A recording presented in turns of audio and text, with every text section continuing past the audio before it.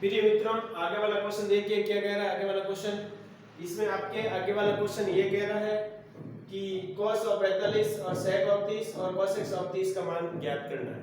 तो अपन जानते हैं टेबल की सहायता से cos ऑफ 45 का मान 1/√2 मतलब 1/√2 होता है, और sec 30 का मान होता है वो cos 30 का उल्टा करते हैं तो 2/√3 हो जाता है। cos 30 का मान जो होता है वो अपन किसका उल्टा होता है, ये साइन का उल्टा होता है। साइन 30 का मान क्या होता है 1/2, तो इसका उल्टा 2 हो गया।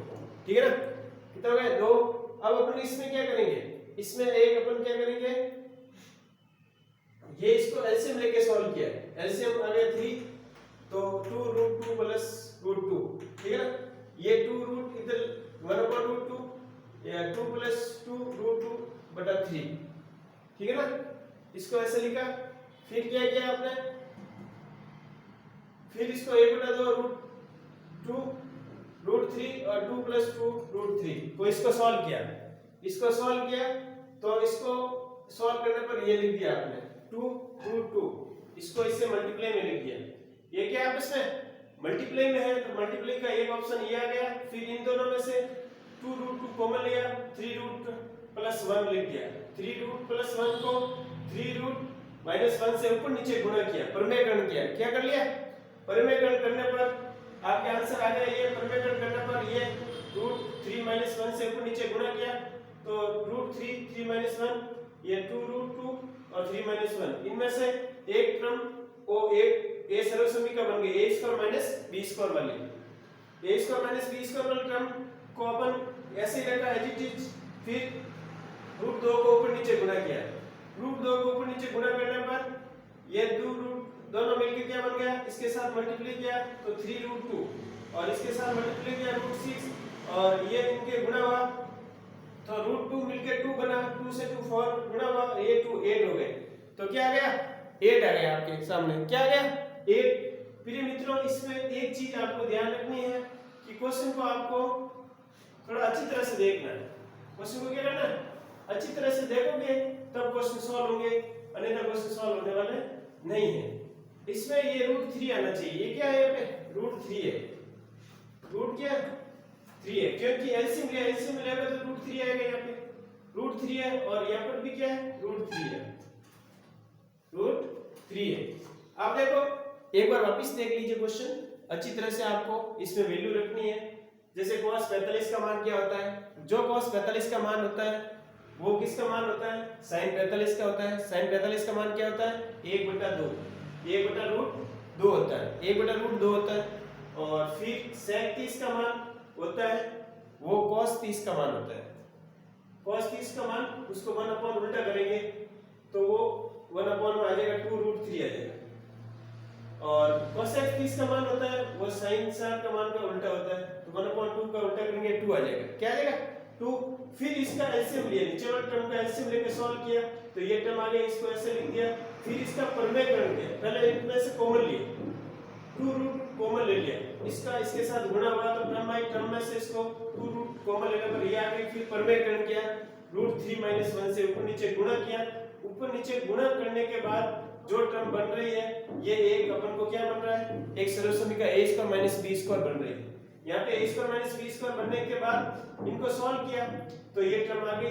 अब इससे √2 को ऊपर नीचे गुणा किया, √2 को ऊपर नीचे गुणा करने पर ये दोनों मिलके क्या हो गया √2√3 हो गए, या 3√2 लिख सकते हैं, 3√2 और इसका इसके साथ गुणा 1 के साथ तो √6 आ गया। तो नीचे वाले सॉल्व किया, 2 को √2 बन गया, 2 के साथ गुणा किया 4 आ गया, ये 2 और 8 हो गए। क्या हो गया 8 बन गया। अब 8 बनने के बाद इसको लिख सकते हैं 3/√2 - 6/8, ठीक है। क्या हो गया /8। आगे वाला क्वेश्चन देखो, आगे वाला क्वेश्चन क्या कह रहा है, sin 30 + tan 45 - cos 60 और अपॉन sec 30 और प्लस cos 60 + cot 45। इससे आगे वाला मान क्या है, sin 30 का मान 1/2 होता है, tan 45 का मान 1 होता है, cosec 60, cosec का मतलब sin 60 का मान √3/2 होता है, 3/2 का अपन उल्टा करेंगे 2/√3 आ जाएगा, ठीक है ना। अपॉन में sec 30, sec 30 का मतलब क्या है, cos 30, cos 30 का मान √3/2 2/√3 हो जाएगा, और cos 60 का मान 1/2 हो जाएगा, और cot 45 का मान, cot 45 का मान भी 1 होगा, क्या होगा 1। अब देखो इसमें क्या करेंगे अपन, सॉल्व, इसका क्या करेंगे अपन, वैल्यू रखेंगे, क्या रखेंगे, वैल्यू रखेंगे अपन, तो अपन को पता चल जाएगा। वैल्यू रखने पर पता चलता है कि ये वैल्यू कैसे होती है। एलसीएम लेके सॉल्व करते हैं अपन, क्या करते हैं, एलसीएम लेके सॉल्व करते हैं।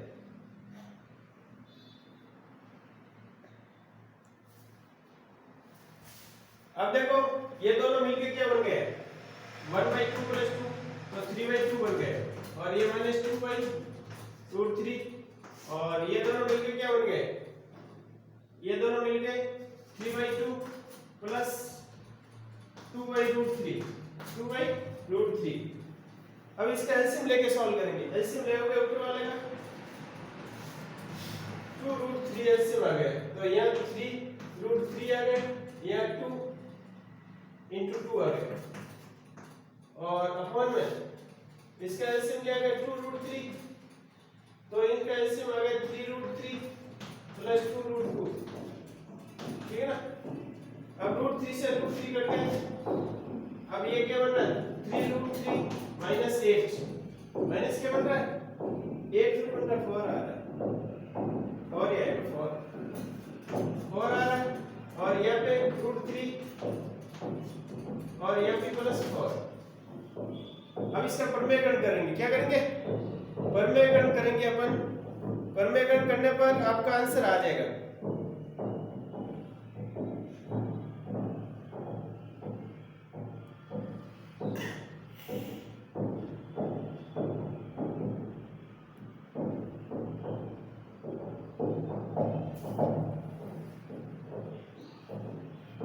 इसका परमेयकरण करते हैं, क्या करते हैं, परमेयकरण, परमेयकरण करते हैं √3 - 4, √3 - 4, तो ऊपर वाला क्या बनता है, नीचे वाला तो एक इसका सर्वसमीका बनती है, नीचे वाली क्या बनती है, सर्वसमीका बनती है।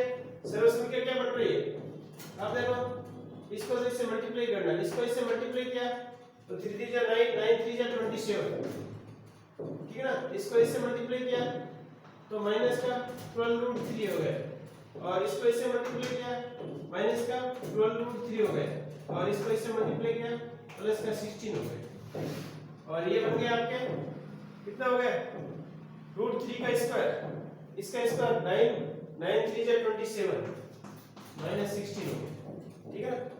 अब ये दोनों ऐड हो जाएंगे, कितना बनेंगे, और ये दोनों ऐड हो जाएंगे 43 माइनस 24 √3 अपॉन ये कितना हो गया 11 हो गया, तो ये आपका आंसर आ गया, ठीक है ना। थैंक यू मित्रों, ओके, ऑल द बेस्ट। 43 - 24/3/11 बिल्कुल राइट है आपके आंसर, ये थोड़ा ध्यान रखना, ठीक है ना, परमेयकरण का ध्यान रखना है। आगे और अपन क्वेश्चन करेंगे जिससे अपन को और हेल्प मिलेगी। थैंक यू मित्रों।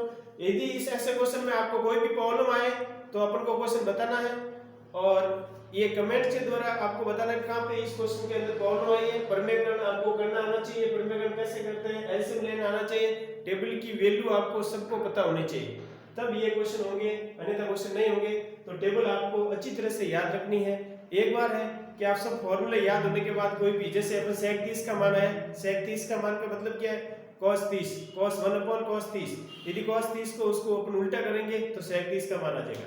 cos x 30 का मान है तो sin का उल्टा करेंगे तो cos x 30 का मान आ जाएगा। थैंक यू मित्रों, ओके, ऑल द बेस्ट। ऐसे अपन को फॉर्मूले याद करने हैं। Thank you.